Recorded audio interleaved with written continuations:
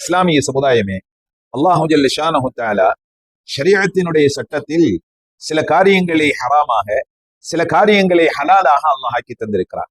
ஹராம் என்பது அல்லாஹ்வால் தடுக்கப்பட்டவையாகும். ஹலால் என்பது அல்லாஹ்வால் அனுமதிக்கப்பட்டதாகும். பல நூறு விஷயங்கள் இஸ்லாத்திலே ஹராம் என்பதாக சொல்லி காட்டப்பட்டிருக்கிறது.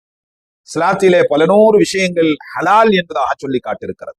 இரண்டிற்கும் உள்ள வித்தியாசங்களை நாம் பார்க்கிற பொழுது சிலவற்றை மாத்திரமே அல்லாஹ் ஹராம் என்று சொல்லியிருக்கிறான். அதிகமானவற்றை, நூற்றுக்கணக்கானவற்றை அல்லாஹ் ஹலாலாக ஆக்கி தந்திருக்கிறான்.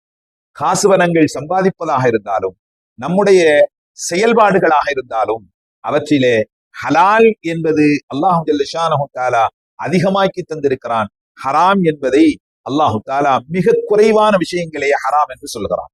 பொதுவாக ஹராம் ஹலால் என்கிற இந்த விஷயத்தை நாம் உற்று நோக்குகிற பொழுது, நாம் மார்க்கத்தை சார்ந்தவர்கள், இஸ்லாமிய மார்க்கத்தை சார்ந்தவர்கள், ஷரீஅத்தினுடைய சட்டத்திற்கு கட்டுப்பட்டவர்கள் என்பதையெல்லாம் நீக்கிவிட்டு ஹராம் என்று அல்லாஹு ஜல்ல ஷானஹு தஆலா எவற்றையெல்லாம் சொல்லி இருக்கிறானோ அவற்றையெல்லாம் நாம் ஆராய்ந்து பார்த்தோமேயானால் மனித சமுதாயம் ஆரோக்கியமாக வாழ்வதற்கு, மனித சமுதாயம் சுகத்தோடு வாழ்வதற்கு, மனித சமுதாயம் நற்பண்புகளோடு வாழ்வதற்கு, மனித சமுதாயம் கண்ணியத்தோடு வாழ்வதற்கு அல்லாஹு ஜல்ல ஷானஹு தஆலா ஹலால் என்பதை தந்திருக்கிறான்.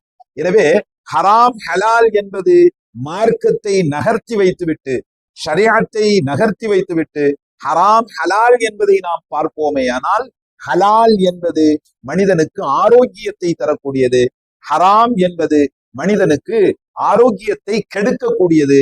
எனவே மனித சமுதாயம் ஆரோக்கியத்தோடு வாழ்வதற்கு அல்லாஹ்வால் தரப்பட்ட ஹராம் ஹலால் என்கிற விஷயத்தை பேணுகிற பொழுது மனிதன் ஆரோக்கியத்தோடு வாழ முடியும்.